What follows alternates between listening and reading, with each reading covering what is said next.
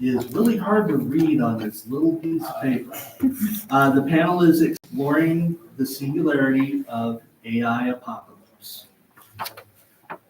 We'll start out. I'm going to introduce myself. I'm Dave Asplund. I'm a member of the Williamson Lectureship Committee, and I would ask each of our authors to introduce themselves and maybe some of their works as they desire. I'm Teffeau. I am the author of Pervasive, which is a cyberpunk solar punk thriller. I have a background in mass communications, and I did a lot of research on the uptake of internet access and how it impacted scholarly behaviors and also student behaviors and the information space. And so this is a very fun topic for me. My name is John Stith. I'm been writing since about 1980. My novel, Lectureship, who's a Harvard finalist.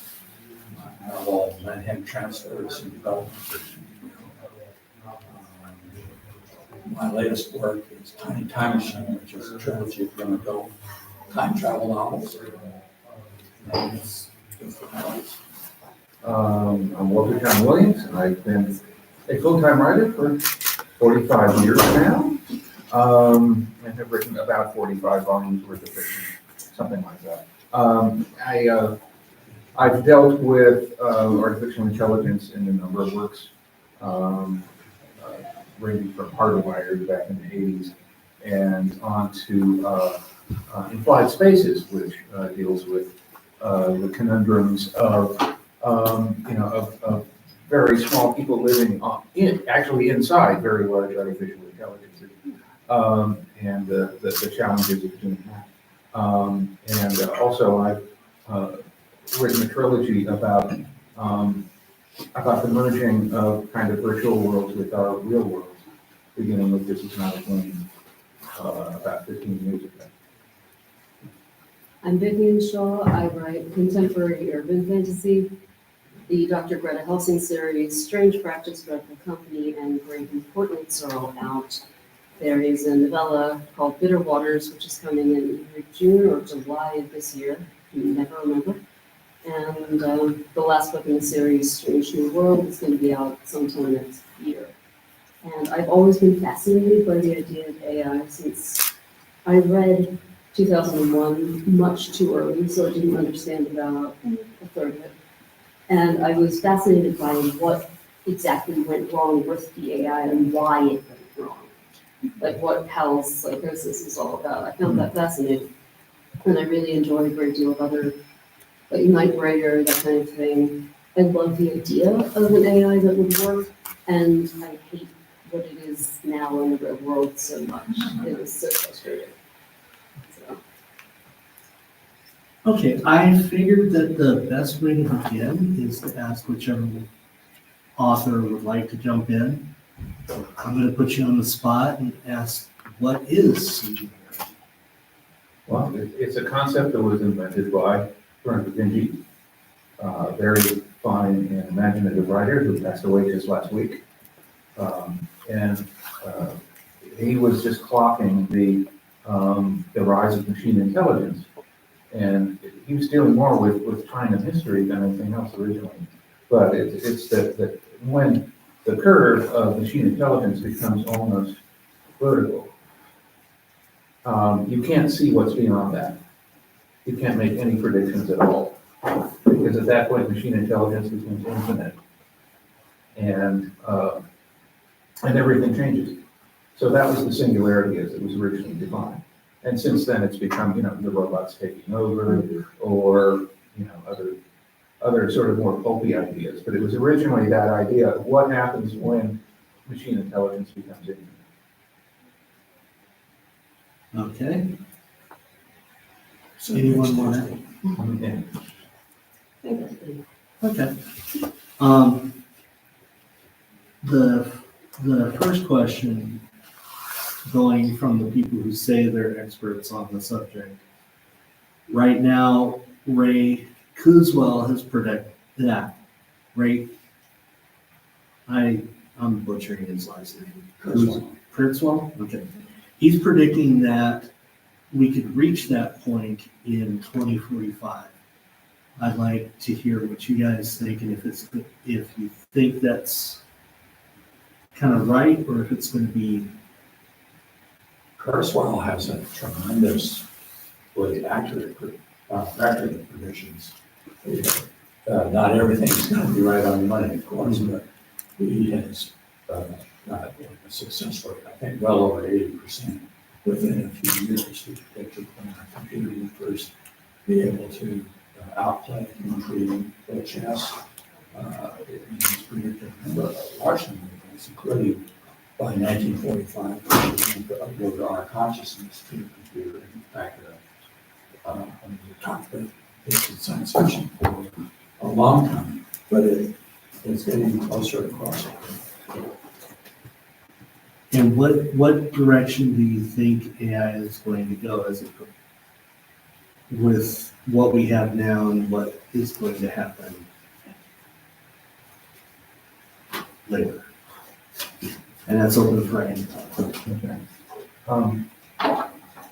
Well, one of the things that people sort of forget is that AI and human beings are sort of in a complex arrangement between the two of them, and that in order for artificial intelligence to gain in certain ways, it's going to need human cooperation. Right now,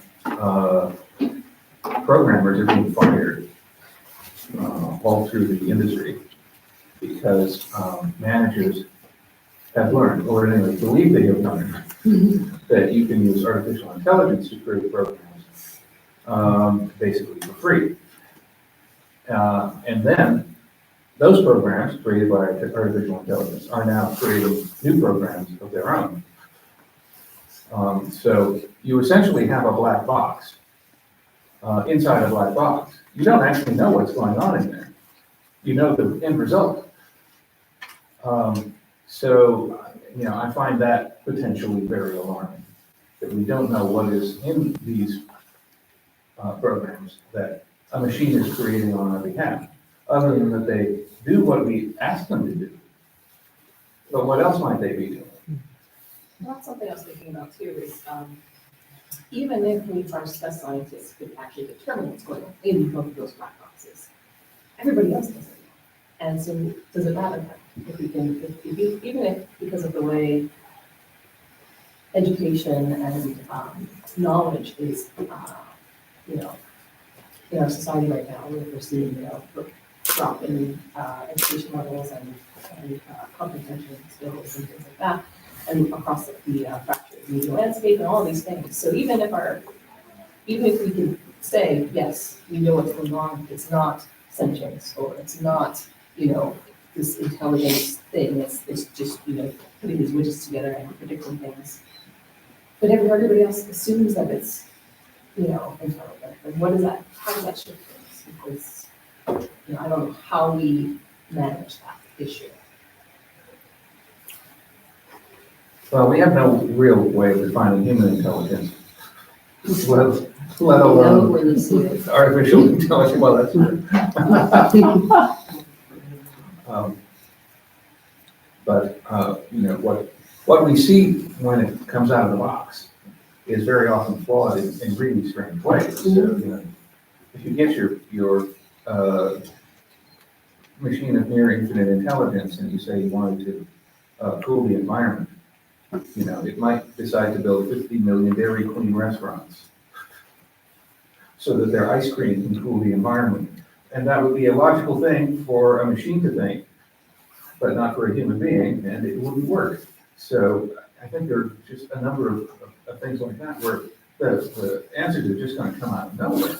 And you have no way of predicting it because you don't know what's going on inside the box. Yeah. Right. Or snuff out all these living beings that create about 100 watts of heat. Yeah. Yeah, and also, we tend to think of ourselves as the center of the universe, which isn't so. And one of the things is if you get these terrific machines, they may not think anything about us at all. They may not care about human beings. They may not want to destroy us. They may not want to promote us. They may not want to do anything with us. They may just want to create code. The problem with trying to teach an AI anything is that you cannot create independent thought right now. You don't have the ability to teach a machine to actually think independently, which is why self-driving cars are never going to work. Because like they have to drive on roads with humans, and humans are unpredictable, and humans make stupid snap decisions that you can't train an algorithm to be prepared for. So I think there's now a hard limit right up at which we can find ourselves with how much you can in fact train an AI to respond to situations it doesn't necessarily have already in its memory. But I Writing think- about AIs that are sentient is fun, and I've done that, we've probably all done that. But I'm becoming doubtful that that's actually going to be possible. I Me don't know what that gap is between something that can run, execute code, a trillion times faster than we can, which is great processing power, but it's not the same sentience. Exactly. I don't know what that final spark is. Every time we try it, we end up with, I can't do that, baby. And that's not where any of us want to be. What about having AI, that's independent AI, check the results of the first AI? Oh, that'll work. Yeah, that solves the problem right there. Oh, yeah. These entities, creatures, is that an appropriate word to use for these entities? Do these things experience emotion in the way we do? Not even remotely. Is jealousy? Computers mimic human behavior. You can make it difficult to tell whether, we're well past the Turing test, you can make it difficult to tell whether you're talking remotely with a human or a computer. But that's emulated behavior, it's okay behavior. It's not because there's a true thought that Are our behaviors sort of encouraged by our growing up, right? Like, you see, as you're a baby, you see people doing things around you, like they did the God's language test back in, I don't know, Middle Ages, whatever, and it turns out you speak gobbledygook, right? We are shaped by our environment. We have inputs going in, and when you're training AI models, you feed it, I don't know exactly what the term uses, but basically say, oh yeah, your response was better towards what we want, here's a carrot. And if it's away from where you want, here's a stick. And then it learns, okay, carrot better than stick, and it figures out how to behave and how to act in society. That's what people do, that's what psychopaths do. They might not feel certain things, but they know how to act to do it. Right. So I think that it comes back to, are we getting to the point of AI being able to inherently do things? Sort of like how you get like a bird dog, and they will naturally do certain physical actions and point, even if they're not actually trained to do that, because it's inherently part of them. And I think that's what it sounds like people argue is why we don't have AI truly being artificial and intelligent, is because they don't inherently have a basic sort of, you do certain things just because. They only do things because they're told to do it, and if we don't tell them really, really clearly exactly what the instructions are, what to look for, how to interpret slightly different cases, then we're stuck at this point of, well, they cover the main spots, but the edge cases, they're terrible. Yeah, you look at instinct, it's very low level basic programming in themselves. So a lot of foreign questions, but it seems to me that computers are going to be able to do a better job of mimicking us without being self-aware in the sense that we use. Definitions are changing all the time. AI doesn't mean what it meant 20 years ago. That's the whole thing. I think we also have to look at who is doing the developing of these things, and what is their intention behind Right. that. It is money, market share, it is consumers. And so that's pushing things into certain avenues and certain applications, and certain things that are more cost benefit than other things, other problems to solve. So like, porn has always been a driver of technological development, as you know, we're seeing people in comfort stories, and programs that can mimic, empathy and have, the chat line repertoire, I guess. And so so that people can have, their robots help them. And so that's going to be a very interesting kind of perturbation, I guess, of this field, as well as, industries who are trying to just, out, the market of software, AIs that can, predict based on annual reports and all this other, consumer behavior to kind of predict what's the next stock that they need to purchase. So I think watching the places that are in this field right now and what their applications are is going to actually push us in certain directions that we may not like or may exaggerate some certain things that we don't always think about when we're like talking about or something like that. The surveillance state is another thing where there's so much information that can predict certain things, and I don't think we feel grappled with that's on a societal level in terms of what that can actually tell us and how to make that information. Who wants to make that information transparent to us, right? The police state doesn't want to do that. The government doesn't do that. We think we're safe because we have cameras on every corner. And then Well, one thing nobody's mentioned so far is war. Yeah. Which is another big driver of technology. This is a while ago now, almost 20 years, when one defense company announced an independent war robot, artificial intelligence, that would not need human control. You just sort of press a button and put it on the battlefield and send it out. And it didn't need any form of power generation, gasoline, nothing. Wouldn't need fuel because it would feed itself off of biomass, which would include enemy corpses. And this brilliant idea lasted like 10 minutes after the announcement. Yeah. Because one of the things, according to the Geneva Convention, that you're not supposed to do is eat the enemy dead. That's, kind of a really big no-no. There's a rule. Yeah, there's actually a rule against it, yeah.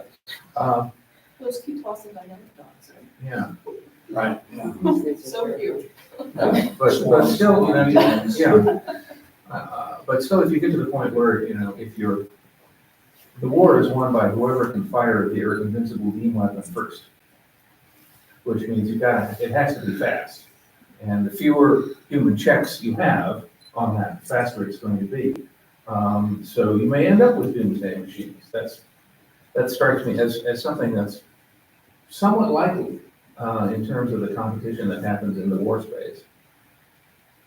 We saw exactly what happened with that in one of the Iron Man movies when Justin Hammer decides instead of training or creating robot suits for actual soldiers to wear, he is creating drone robots, which is not a good idea because if the wrong person gets their hand on the remote, then Iron Man, this would have been save the day. It's never a good idea to put that much control and that much power in the hands of something that can so easily be stolen, misused.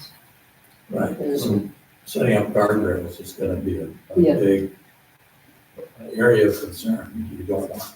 Mhm. And you want aggregation of function, you don't want, say, the processor controlling the food supply to be connected to one handling weapon systems. Mhm. So if they were isolated, then that would just be like humans that may or may not decide to revolt. Depending on their power level, on what they can actually do. So is the issue the connectivity, so they can group line faster than normal communication, or they might have to pass handwritten letters? Well, the connectivity is a big one. I mean, you don't necessarily want to give any computer system control over saying how much water can flow out of the reservoir at any given time. You give that to the Unless person. it needs that particular ability. None of the systems are designed should be connected to all of the available options with, and given independent control over those things. So you But also I mean, test people them. who control these systems are going to want remote control over it. Mhm. And they're going to want remote control at a distance, which means they become vulnerable to intrusion at that point. But the whole regulatory space, I think, that you mentioned, I think we're already on our back foot at this point, because of the pace of change and the pace of adoption of these technologies, and so we've been very reactive in this regulatory space, and so I think the guardrails that you're talking about, I think we need to have more of a corrective kind of, forgiving particular praxis in terms of like how to handle these kinds of things, but enforcing them. Oh, and fuck then- my books all you want, huh? But enforcing that, and then also being realistic that our enemies might not be making the same choices or have the same priorities. We can't be vulnerable in that way either. So it's yes. And we're, having real life experiments now, being carried out in Ukraine. Absolutely. With both sides using drones. Yep. And the Ukrainians have come some really nice maritime drones that have been sinking Russian warships and doing a very good job of it. So, they've got some serious innovation on their side. Well, and not just from a military standpoint, from any standpoint. As writers who think about this, what do you think we can look forward to as a kill switch for AI as it's developed? Oh, ball peen hammer usually works. We're the source of power. Where's the plug? Yeah. EMP. Mhm. Yeah, we should go. Are we afraid of AI because it's basically like we are playing God and it's our fault versus someone else's fault? Because if you have random aliens come in and they take over, that's basically the same as AI except for the fact that we didn't create it. Mhm. So is that really the problem we have with AI versus any other potential threat? Is that it's closer and it would be our fault basically 100%? Like we don't even have the alien artifact to start it all. Yeah. It is purely us doing everything. And then if it comes back to bite us, we're that much more annoyed than if it was something out of our control. We like being in control, and having someone else be in control is one of the worst things you can imagine, either on a personal level or national level. And this has that possibility that will be. Well, how capable are these entities of making their own decisions about things? Making, how much independence of being and thought are they going to have? Right now, it's up to us. That's a dangerous, that's a dangerous ground to try. And I'm not convinced we're ever going to get to the point where we can program enough individual pieces of information into any given AI so that it will be able to make a decision based on an upcoming event we do not tell it to foresee. But I don't think that's currently possible, just it's such an enormous amount of training that you would have to give it. And yes, it can learn things very fast, but we don't know what we need to teach it that it will need to know until it's too late, which is why, like I said, the self-driving cars are not going to work because you can't teach it to be able to respond to unpredictability because there are so many potential unpredictable events that will occur that we'll have to make a decision about, and we don't have right now the ability to prepare it for that. And also, if we ever have self-driving cars, we're going to have to tell it to make moral choice. Yes. I mean, the streetcar problem, right? Well, your car is careening partially out of control. Do you kill the person in front of you? Do you swerve and kill a bunch of people on the sidewalk? This is a different. We'll have to make that decision without, any human input. That was the decision between the two versions of the Knight Rider car. The initial one, his prime directive was to protect himself at all costs, the car, the AI in the car. Didn't work, kept running over children. second version, they were like, maybe we shouldn't do that. Maybe we should change his prime directive to be instead protect his driver and then humans at all costs. And hey, that one worked.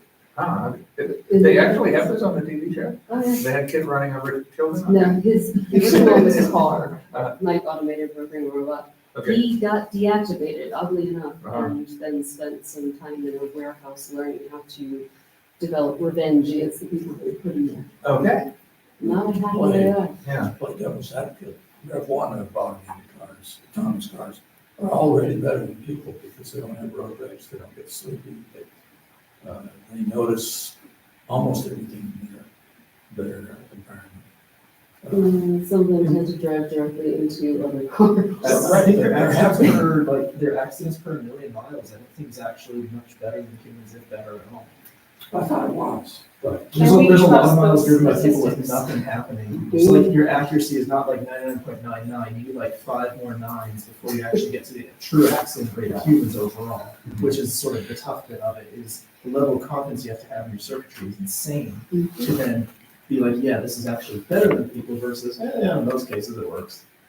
Well, it also has to deal with people, and people are unpredictable and. Horrible intention to try to screw it. Especially in Santa Fe, do not drive in Santa Fe, you can possibly help it. But if there was no more human car drivers, it's all automated, Then I think we would still have, it would work better, we would still have the issue of pedestrians. And so Infrastructure.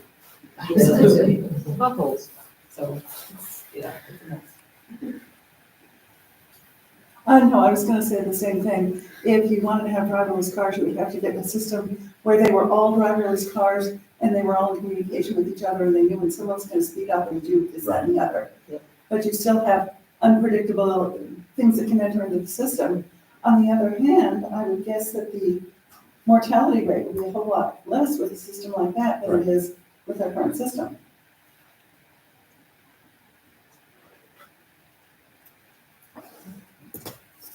The infrastructure project. So for the morality question side of things, is it sort of, it's just another level of like Asimov's basic rules of like, if you try to condense it down to a few basic rules, you're always gonna have these edge cases where you can get it wrong versus in some senses, the ability of humans to just completely make a terrible snap decision and mess up, but only do it occasionally, might be the better way because then you don't say like, oh, we need to change these rules and try to figure out these edge cases. You just say, well, put it in a select delay of its response, see what happens, you get lucky. And then at least everyone knows that that's the circumstance and not, oh, did they forget about something? You know that it's going to potentially just completely go bonkers, but at least everyone knows that. Is that a better thing that people knowing that occasionally these things will just go crazy than to trust that they cover every circumstance but not be sure if they forgot?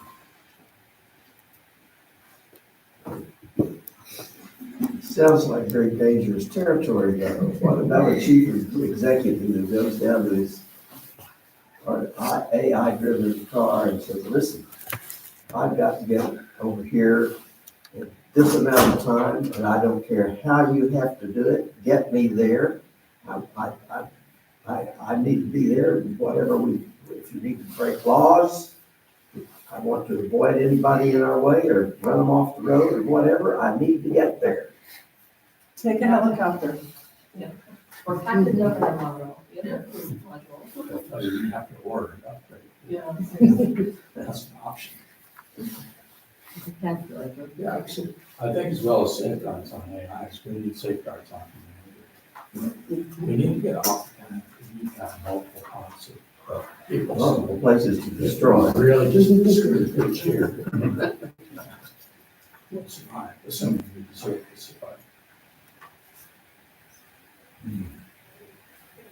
Is there a benefit in getting AI to the morality side versus just using it for, hey, I've got this data set of like 2 petabytes of data, find the patterns in it for me so I don't have to burn my eyes out staring at a screen for millennia? Mhm. Are we just going about it the wrong way and hoping that it can do all of the tasks that we used to just hire people to do versus do the tasks that we could never hire people to do because it's too much data for an achievable effort and it can crunch it in and spit out an answer in a week? Are we just going about AI wrong in terms of our goals? But if we talk to be moral, I mean, what we're saying is programming to be moral in these laws. Who's morals? How do you do that? I know. How does it know, how do you program something like that to know right from wrong? You can barely do it with human beings. There was a meme going around on Twitter and Blue Sky, and it was, I never believed in the human concept of a soul until I saw the AI art. And I thought that was kind of interesting because it's like the negative things that we were just saying in terms of how do we make something moral? Well, how do we, we're not doing it right now. But it's interesting that we're not doing that. And so I feel like there's this iteration piece that can be useful. But again, it's, who's doing these things? And it's the corporations, it's the tech pros. They have decided that these are the problem cases that they want to solve. Whether it's, the text generation, whether it's the image generation, whether it is, a convincing sex bot or a program that's going to, up your 401k. Or, the military applications. We would need to decide that we have these other problems that are worth solving. And we think they live with relations on it. Let's see what happens.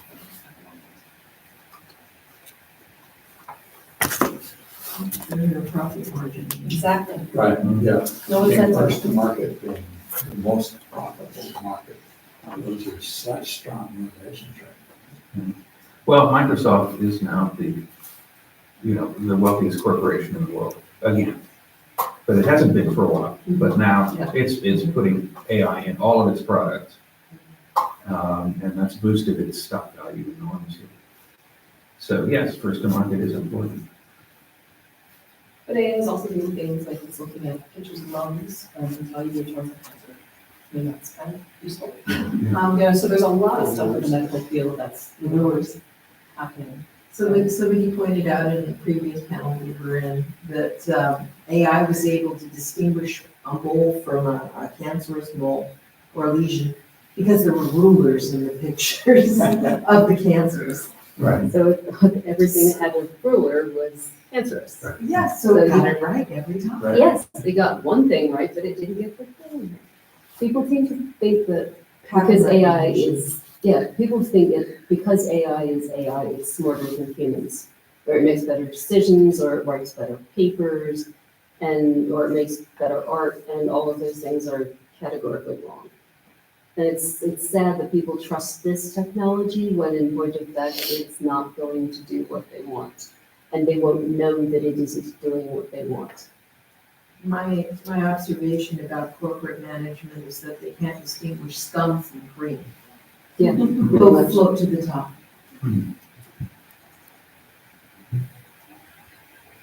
Were there any questions from this side of the room?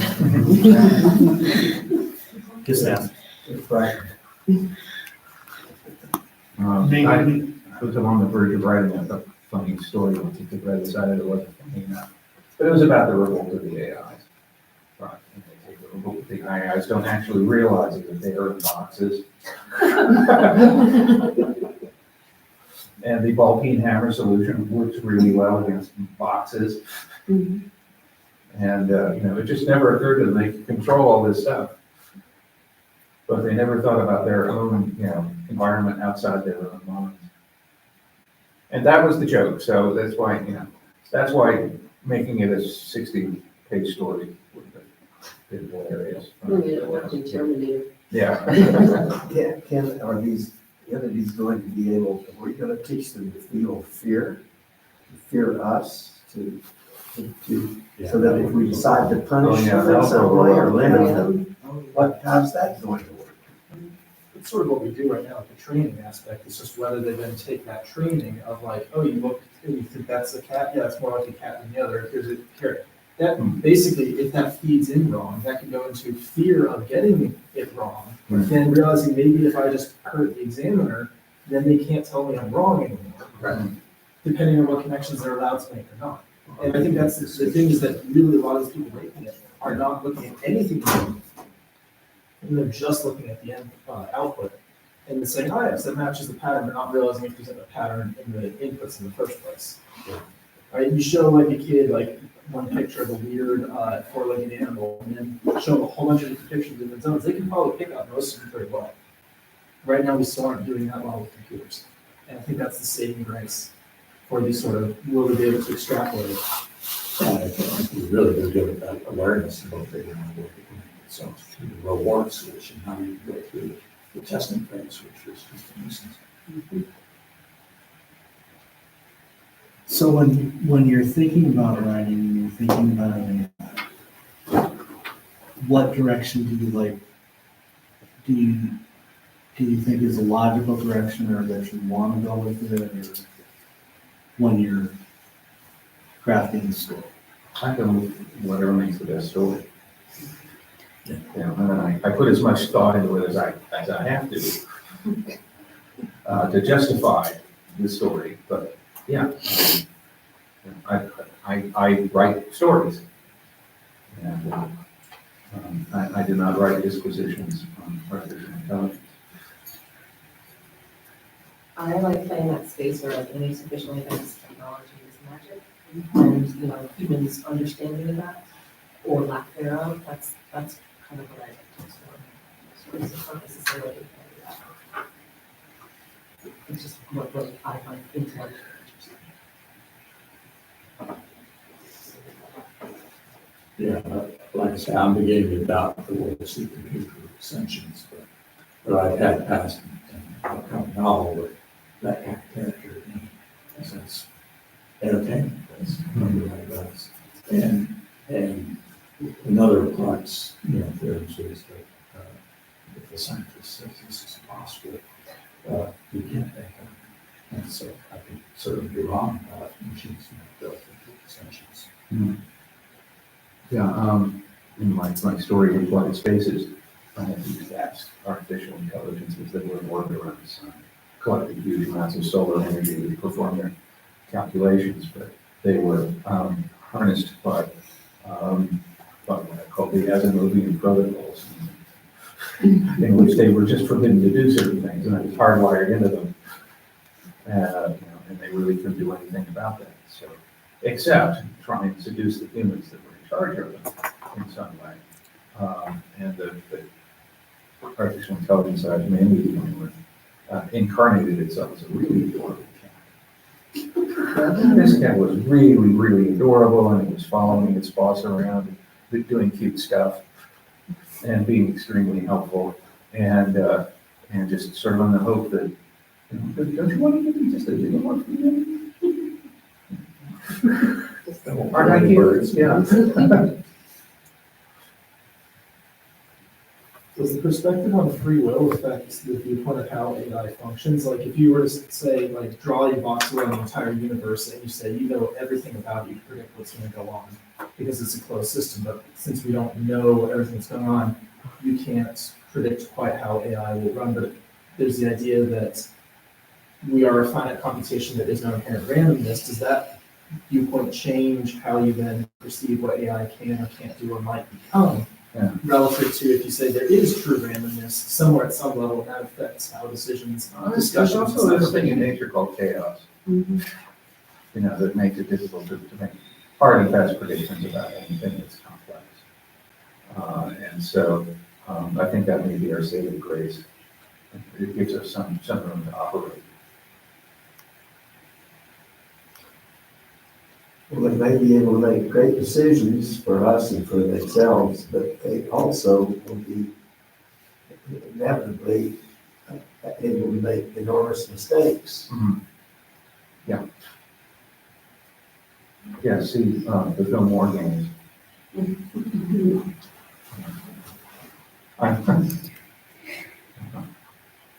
I'm recapitulating the argument given by, I guess, Bonner later, or earlier today. But, she mentioned certain things about popular entertainment about artificial intelligence, including that.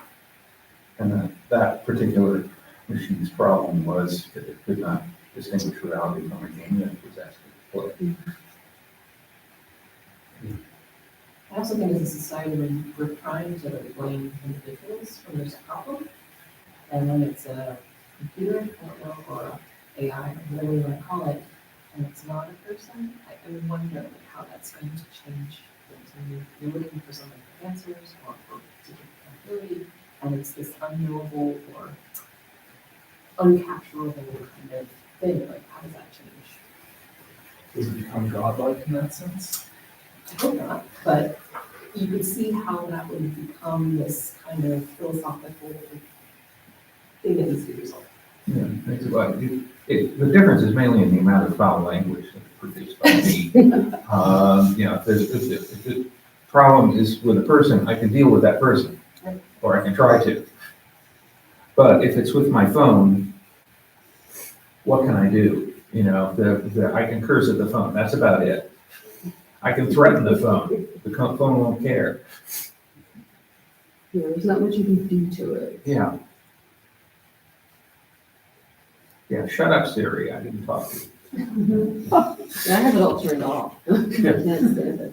And I still know that the phone is listening to me all the time, which is why sometimes I like to play with the algorithm Mhm. and start talking aloud to my wife with the phone in earshot about something that I'm not interested in at all and seeing how long it takes to show up an Instagram feed and then Google ads. It's really impressive how quickly it learns. And there's nothing you can do about it, really. When I was in high school, some security agency or other had my phone, and you could tell. Mhm. There were mysterious clicks. Sometimes you'd hear voices. Oh, he's on click. And this is because I wrote an article for the school newspaper, which was satirical in intent, but it was political in nature. And clearly, whoever read this thing on behalf of whatever agency was tapping my phone lacked irony and a sense of humor. Didn't understand that the whole point of it was satirical. But anyway, I think they kept up on the phone taps for months because I was just so freaking entertaining once I found it out. Sometimes I'm just like, hi FBI, what up? Yeah. Oh no, never anything that obvious. But I would arrange with a friend ahead of time, and I would call him, and I would say, there are 12 oranges in the basket. Yes. The eagle has And landed. he would say, but there are 2 bananas on the countertop. And then I would give him his instructions about which bus he was supposed to take to which place. Yeah. Some guy listening to your phone is like, I wonder if they still play those tapes at office parties. probably they have better, juicier ones, but. Yeah. Is the AI apocalypse more a threat of just if AI stops working for whatever reason, whether intentionally or not, and we've just forgotten how to do everything, we've now tossed those tasks to AI? Or is it more from AI deciding, I'm gonna do something else and either attack humans or prevent us from doing things in different ways versus just completely just not helping anymore? What's the Well, difference? all of the above. Yeah, my refrigerator has a motherboard. I don't know why my refrigerator needs a motherboard, but I know it has a motherboard because every so often the motherboard goes on the fritz, and I have to replace it for $400. Why does my refrigerator's motherboard cost $400? That's another interesting question. Or did they just confess to it, it was designed much more intelligent than AI? Right, Yeah. if it's not too late, then we can do that, but if it's too late and we've forgotten all that, relying on it for too much. And we know. But I mean, if anything turns out, we lose our phones, we lose our refrigerators, we lose our computers. We lose our cars. Try running your car without a chip. Those late night segment recently asking people to address a letter. A lot of them could not. The world is changing so fast right now, and we are relying so heavily on technology that, we'd be in a lot of trouble. Kids couldn't cheat anywhere near as efficiently. Right, as yeah. those poor children. The test scores would drop. Exactly. I have to learn anything I can Google it. Yes, trust whatever you Google. Google search results. Oh my God, you've gotten crazy. Yes. Because it's cheaper. Okay.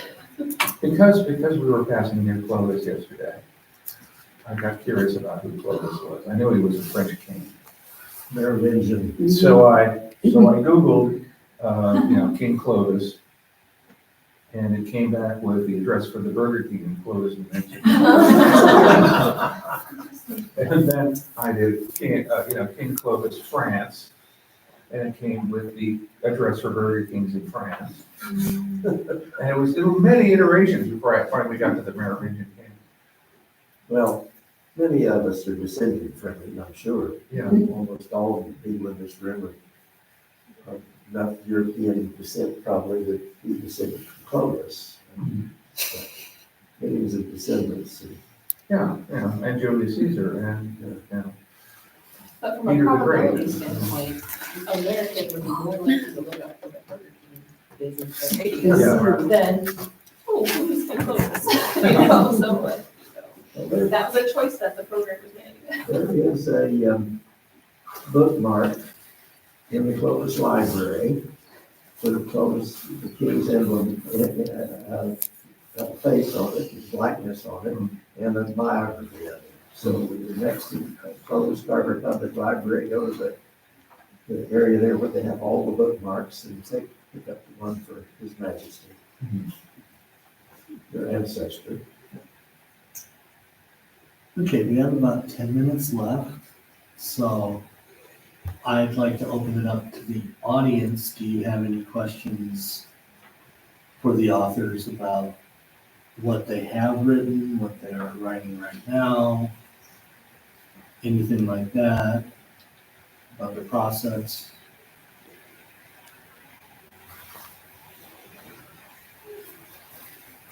I feel right now I'm not saying you do.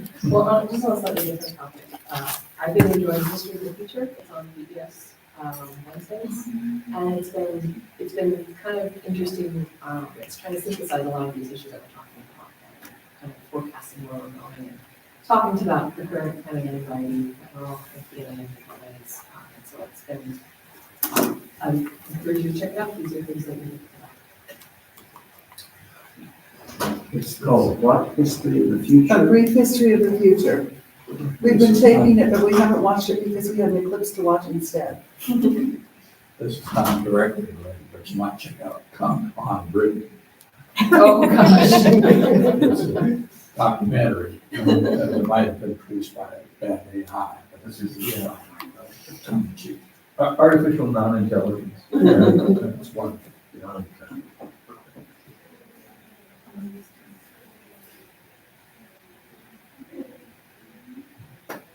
Surely we have a question. Well, we occasionally, just I warn you, occasionally you will hear Clovis referred to as Clovicius. Just keep that in mind, don't be too alarmed. All right. So do you think the objection would likely will change after, ChatGPT came out? And how you interpret AI now, or it's not another Well, I thing? think ChatGPT makes me think that AI is a lot stupider than I ever thought it was. Because I'm dealing with it in terms of prose, I'm not asking it to do calculations, I'm asking it to write a term paper or whatever, and it's ludicrous. I mean, it's just so bad. Do you think that's not a private And right? so the apocalypse that I'm dealing with is a publishing apocalypse. In which all the publishers are overwhelmed with these books written by artificial intelligence, and they're all dreadful, every single one of them. Yeah, Dreadful in a similar way. yeah, go on to Amazon, like so many things are just AI written, and it's like it's crowding out people who are actually writing their own books. And so there's a lot of discussions in the industry right now about like publishers that don't accept AI manuscripts, or how do you check to confirm that it's human written, and all those kinds of things. And we're still figuring those things out. I think the first page would tell you, but still you have to have somebody to read the first page, and that takes time. Right, And if you have thousands of applicants coming in every day,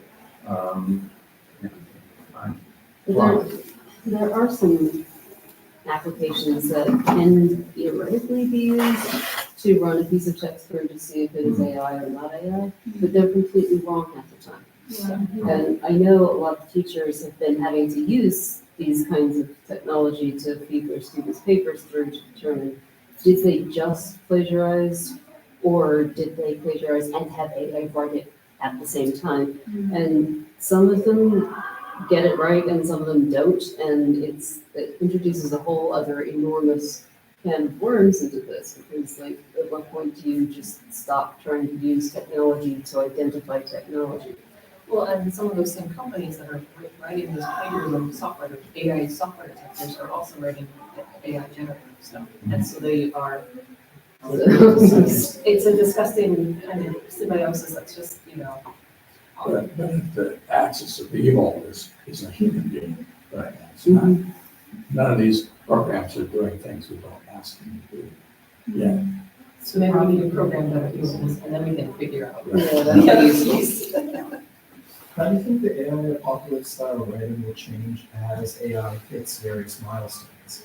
Right? If they can make it, say, achieve morality or achieve sort of the innate humanness or even portions of that, how will the writings about that and what the future is seen as change as a result? Because right now it's all speculative, because we haven't gotten. Well, we have all these speculations, but in order for us to do our job, we have to make stories out of them. So what you're going to see are the speculations that make good stories. And the speculations that don't, you'll never see. And won't be discussed within the realm of science fiction, maybe, thoroughly discussed elsewhere. You know, we haven't been vastly successful at teaching morality to humans. How on earth are we going to instruct these devices? I don't know, I think a heuristic program might actually be better than a human one. Of course, they could eliminate the publishers altogether and eliminate any stories being disseminated. Yeah. Right now, the ChatGPT programs are, they're predictive. They want to figure out, in this sense, what's the most likely word that comes next. And as writers, we want the most unlikely words. We want to surprise the reader. We want to show the reader a different perspective. That's just different ends of the end, really, isn't it?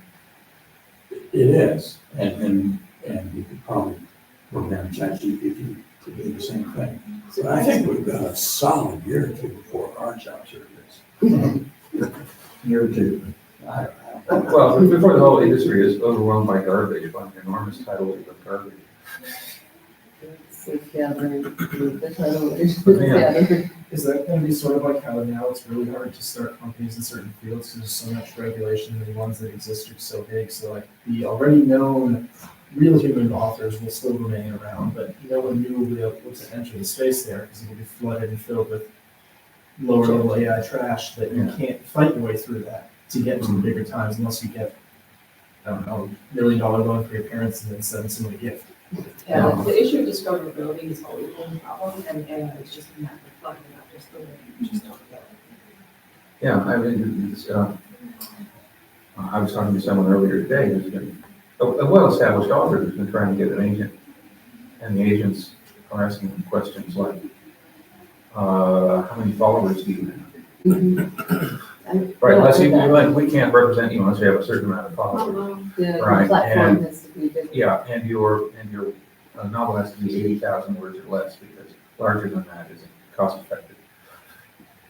And so on, and would you be willing to shift to romance? As opposed to this nonsensical science fiction stuff that nobody wants to read. So, yeah, the industry's been inundated by garbage. I'm not saying romance is garbage, I'm just saying. She's particular. How do the designers propose to introduce romance into the lives of these creatures it's making? What, I mean, these.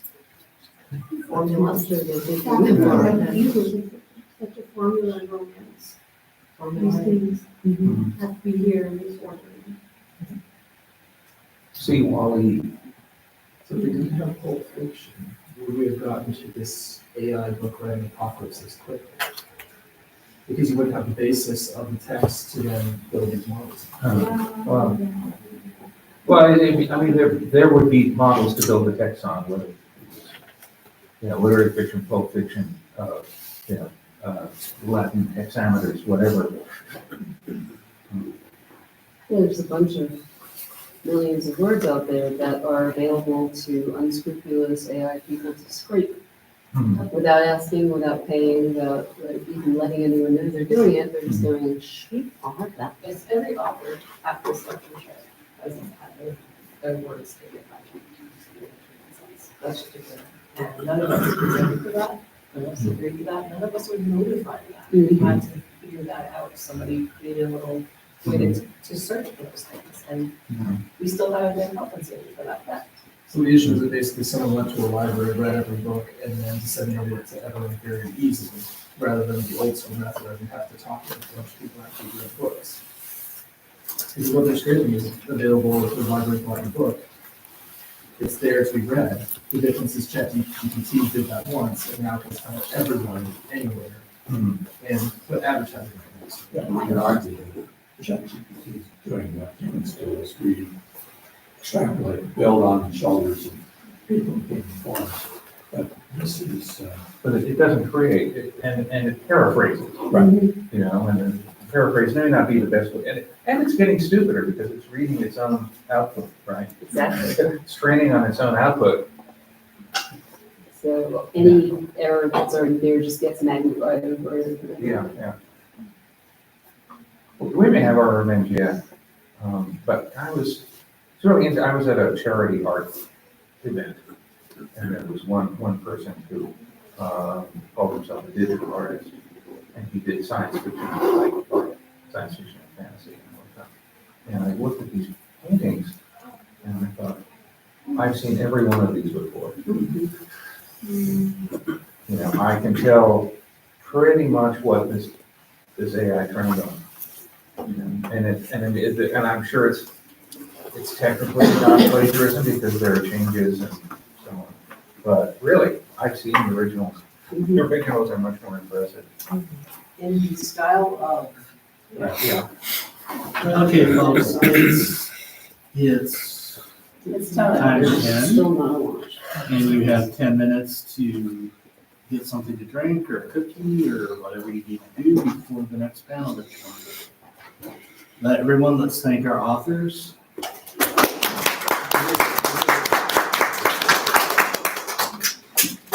And have a wonderful rest of your lunch. If we had AI in this room, it would enhance the applause enormously.